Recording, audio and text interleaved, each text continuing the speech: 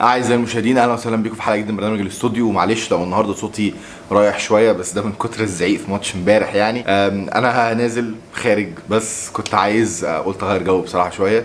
بس كنت عايز أتكلم معاكم كده في كام نقطة قبل ما أنزل، عشان كده تلاقيني متشيك بقى ولابس بولو وبتاع. لكن مبدئيا عايز أقول حاجة مهمة جدا، وهو مبروك للنادي الأهلي ومبروك لكل واحد بيتفرج عليا أهلاوي. يعني في الماتش دي أنا بصراحة ما يفرقش معايا إذا مستحق أو لا. يعني أنا عن نفسي لو الزمالك كان لعب وحش وكسب البطولة كنت بصراحة للأمانة يعني كنت هطلع واقول لك لا، المهم ان احنا نكسب.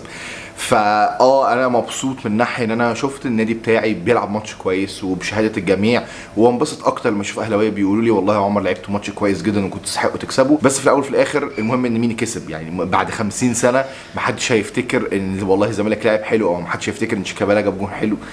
كلها حاجات مش مهمه، وبصراحه ما تفرقش معايا انا كمان كزملكاوي. بس لو نسيت ان انا زملكاوي لمده 30 ثانيه وده صعب في الوقت الحالي يعني. بس اولا مبسوط ان انا نهائي افريقيا بين الاهلي والزمالك بيتلعب في استاد القاهره شفته فعلا على قد الحدث. فعلا ماتش كبير، فعلا فرقتين كبار. الاهلي ما كانش افضل حاجه، ولكن انا شايفه ان هو ما كانش افضل حاجه، والزمالك انا من وجهه نظري برضو شايف ان هو يستحق ان هو يكسب ولعب احسن. بس انا برضو مش شايف ان في اي فريق تاني احسن من الاهلي يبقى في النهائي. يعني انا شايف ان الاهلي والزمالك هم افضل فريقين في افريقيا حاليا، والاثنين يستحقوا ان هم يوصلوا النهائي. والكلام ده انا قلته قبل الماتش، وقلت ان اي حد فيهم يكسب هيكون كسب بطوله عن استحقاق. معلش الجرس ده انا كنت لازم افتح. بس على العموم دي مبدئيا كده ماتش كبير، الفريقين لعبوا ماتش كويس. من وجهه نظري تاني زي ما انا بقول الزمالك لعب ماتش احسن، بس كل ده مش مهم. حاجه كام نقطه كده سريعه. انا شايف ان الزمالك احسن حاجه فيه ان هم كانوا اللعيبه على قد الموعد. يعني اللعيبه فعلا كانت بتقاتل في الماتش. اللي عجبني جدا في الزمالك ان هو شخصيته كانت قويه جدا بعد بدايه سيئه جدا في اول ربع ساعه بالذات، والاكتر كمان لغايه لما دخل فينا الجون. بعدين بدأنا ندخل في الماتش، وبعد ربع ساعة مسكنا الماتش تماما. فأنا مبسوط لأن أنا عن نفسي يا جماعة أنا بدأت أتفرج أنا صغير، أنا عندي 23 سنة اللي فيكم ما يعرفش. أنا بدأت أتفرج على كورة من إمتى؟ من 2005، من أول صعود أبو تريكة بقى وبركات والناس دي وهبوط الزمالك. أنا ما شفتش ولا ماتش في حياتي، سواء يعني الماتشات حتى الأخيرة اللي الزمالك كسبها، أنا ما شفتش ولا ماتش كنت ممكن أقعد أقول إن والله الزمالك بهدل الأهلي النهاردة. للأمانة يعني أنا ما شفتهاش في حياتي انا عن نفسي. فان انا النهارده سواء كسبنا او خسرنا اطلع واقول ان الزمالك يدخل فيه جون من الاهلي في اول 5 دقايق ويبقى عنده قوه الشخصيه فوق الاهلي ان هو يرجع في الماتش ويمسك كوره ويجيب جون التعادل، وكان عنده في كذا فرصه ان هو يجيب الجون الثاني، واللي نزل الشوط الثاني برضه هو الفريق الفايق اكتر، وهو الفريق اللي بيحاول اكتر وبيكسب كل كوره ثانيه، واللعيبه بتبذل مجهود اكتر في الملعب، ولعيبه الاهلي خايفه نوعا ما بتعمل ميس باسز كتير.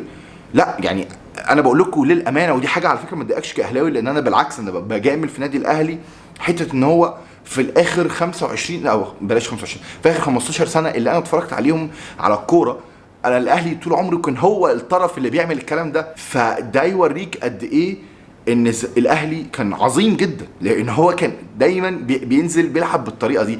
فان انا اشوف الزمالك في الماتش ده بيعمل كل الكلام ده، لا انا بالنسبه لي مستغرب. حتى الماتش على فكره اللي احنا كسبناه 3-1 في الدوري الاخير، احنا ما عملناش ربع اللي احنا عملناه الماتش اللي فات.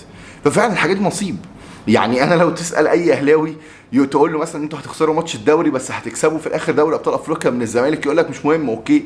ولو سالت اي واحد زملكاوي تخسر ماتش الدوري وتكسب نهائي دوري ابطال افريقيا، يقول لك ماشي. مش مهم فعلا مين لعب احسن. تاني زي ما بقول الزمالك لعب احسن، الزمالك يستحق البطوله اكتر، ولكن في الاول وفي الاخر الاهلي يكسبها. ما يفرقش معايا مين لعب احسن، وما يفرقش معايا مين اللي كان الطرف الافضل. برضو انا مركز يا جماعه مع الزمالك لان ده اللي يخصني، انا بشجع نادي الزمالك فده طبيعي ان انا اتكلم على الزمالك اكتر.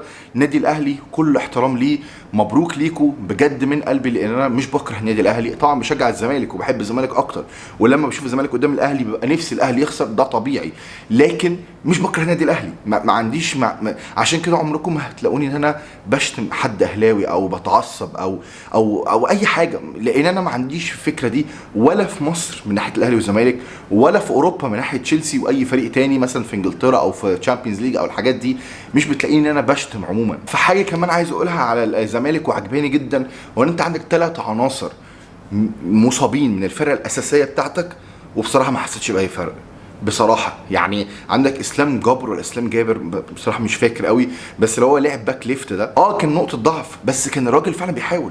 الراجل فعلا اول مره في حياته يلعب باك ليفت وفعلا بيحاول، فعلا الراجل بيبذل مجهود. صحيح يعني الجون مثلا اللي دخله الاهلي في اول 5 دقائق غلطته، لان هو اللي تسبب في الكورنر، وبعدين الكره اترفعت دخلت فينا جون بسبب غلطه هو عملها.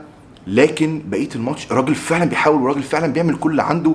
يعني رغم ان هو كان نقطه ضعف فريق، بس هات لي زملكاوي يطلع يشتم فيه بعد الماتش يقول لك لا الراجل فعلا حاول. وهي ظروف مباراه، عندك شيفو مصاب بقاله فتره، وعبد الله جمعه هيجي له كورونا، طب هتعمل ايه؟ اضطريت انت تلاعب واحد مش في مكانه، والشخص ده عمل اللي يقدر عليه. نفس الكلام تقريبا ممكن نقول على عبد الغني، ان هو لعب مكان الونش. بصراحه ما حسيتش ان هو اختبر بشكل كبير. طبعا الونش ممكن يكون افضل بكتير جدا، او هو حقيقي افضل بكتير، ولكن برضه ما حسيتش باي تقصير منه، او ما حسيتش ان هو كان لا والله مش في فورمه المباريات خالص.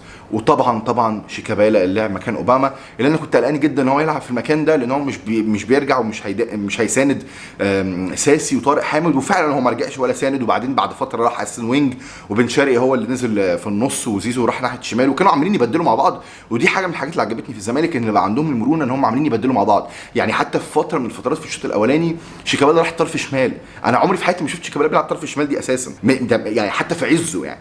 فكان عاجبني قوي الروتيشن اللي هم بيعملوه عشان يلخبطوا دايما لعيبه الاهلي، وان هو ما يبقاش مفيش حد معين ماسك حد معين، فده بيعمل خلخله نوعا ما. ولكن اللي عجبني جدا ان مفيش اوباما اللي بيساند طارق حامد وساسي، ولكن ساسي وطارق حامد ماسكين نص الملعب بطول العرض، هما الاثنين مسيطرين، مش محتاجين اوباما اساسا.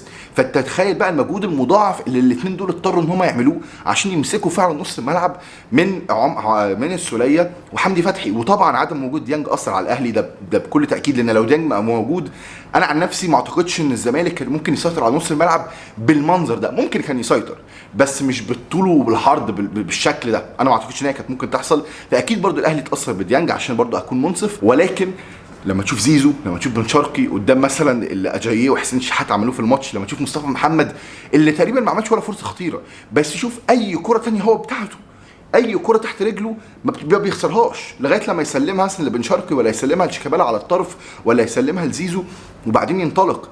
مفيش كوره عاليه خسرها، ده كان بياخدهم كلهم. صحيح كان احيانا بيطلع بكوعه، وانا عارف ان بعض الاهلاويه اتضايقوا من الموضوع ده، ولكن يعني بعد اول كوره لما الحكم حذره وبتاع انا ما شفتوش انه عملها تاني بصراحه. يعني برضو صححوا لي في الكومنتس لو انتوا شايفين حاجه تانية، بس انا عن نفسي ما شفتوش بيعمل كده. فعشان كده انا عموما ما اقدرش الوم على اي حد من لعيبه الزمالك انه عمل اي حاجه غلط في الماتش ده. ما اقدرش الوم على باتشيكو، بالعكس انا شفت باتشيكو بيلعب ماتش انا ما توقعتوش منه خالص. انا كنت متوقع ان الزمالك ينزل بيدافع ويلعب على الهجمات المرتده زي ما عملها مع الاهلي، وزي ما عملها في افريقيا كلها لغايه ما وصل النهائي اساسا. ولكن شفنا ان احنا بعد ما دخل فينا جون، وانا قلت دي مصيبه، لان انا توقعت ان احنا دخل فينا جون والاهلي برضه هيفضل ماسك كوره. لكن انت من النقطه دي لغايه اخر الماتش انت ماسك كوره، والاهلي هو اللي بيحاول يعمل عليك هجمات مرتده ومش قادر طبعا، لان حسين شحات واجاييه وحتى جيرالدو لما نزل كانوا وحشين جدا. وبالمناسبه قفشه لعب ماتش وحش قوي يعني معلش يا جماعه، غير الشوطه بتاعت الفري كيك والشوطه طبعا اللي هو جابها جون، وده كفايه لان هو طبعا اخذ اللقطه واخذ السوكسي، انا ما عنديش مشكله. بس اسال اي اهلاوي واسال اي زملكاوي، قفشه لعب ماتش وحش قوي مع كامل احترامي ليه يعني. فمش عارف ليه هو واخد لقطه ان هو البطل، ماشي جاب جون الفوز وكل حاجه والتسعه يا اهلي وكل الكلام ده، بس بيني وبينكم لا لعب ماتش وحش قوي يعني فعلا ما عملش اي حاجه في الماتش، ولا دفاعيا ان هو يساعد السوليه وحمدي فتحي، ولا هجوميا ان هو يخلق اي فرصه تقريبا. فانا مش عارف انتوا تتفقوا معايا ولا لا، فيا ريت تقولوا لي تحت في الكومنتس. بس انا شايف ان هو لعب ماتش وحش بصراحه. الملخص يعني اللي انا عايز اقوله عشان ما اطولش عليكم، لان المفروض دي تبقى حلقه قصيره، مبروك طبعا النادي الاهلي، بس انا مش متضايق من الزمالك ومبسوط جدا بالجيل ده. واتمنى يعني انا طبعا كنت اتمنى ان احنا نكسب المره دي، واكيد انتوا حاسين من نبره صوتي اللي انا بحاول على قد ما اقدر ان انا احسنها. اكيد حاسين بالحزن اللي جوايا، لان مش لازم الحزن ان انا اطلع اعيط، بس اكيد انتوا حاسين بالوجع اللي جوايا، واكيد انتوا حاسين بالقهره اللي انا حاسس بيها دلوقتي.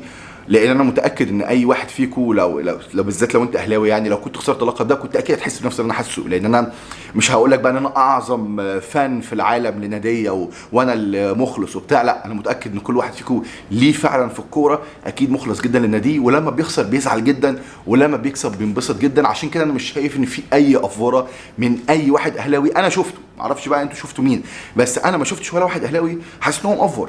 لان انا لو انا كزملكاوي كسبت اللقب ده كنت هعمل زيه ويمكن اكتر، لان هو فعلا نهائي القرن وفعلا بطوله القرن. فانا ما ينفعش اكون بقول كل الكلام ده قبل الماتش وبعد الماتش اقول لك لا انت بتبالغ قوي في فرحتك، ابقى راجل مش فير. فمن الاخر يعني مبروك للنادي الاهلي. انا مش متضايق خالص من نادي الزمالك، ومش متضايق اي حد من اللعيبه، ولا متضايق من المدرب، ولا متضايق من اي حاجه. عملنا اللي علينا، مفيش نصيب، خلاص انت بتعمل اللي عليك والباقي عند ربنا. اتمنى ان شاء الله ان احنا نحاول السنه اللي جايه ما نغيرش كتير جدا في الفريق. اتمنى ان احنا فعلا نطور الفريق بس في كام مركز كده، نخلي بالنا من النواقص اللي ممكن تكون عندنا حسب برضو المدرب اللي هو ان شاء الله باتشيكو هيكمل معانا، وندخل افريقيا السنه اللي جايه ونحاول نكسبها. هو ده الطموح. للاسف خسرت المره دي، ان شاء الله السنه اللي جايه تحاول تكسبها. ده بس كان شويه كلام عايز اقوله على الماتش. معلش لو ركزت اكتر مع الزمالك، بس ده طبيعي لان انا زملكاوي في الاول وفي الاخر. وشكرا جدا ليكم يا جماعه على المتابعه. ما تنسوش تعملوا لايك وشير وسبسكرايب. كان معاكم عمر حسين، سلام.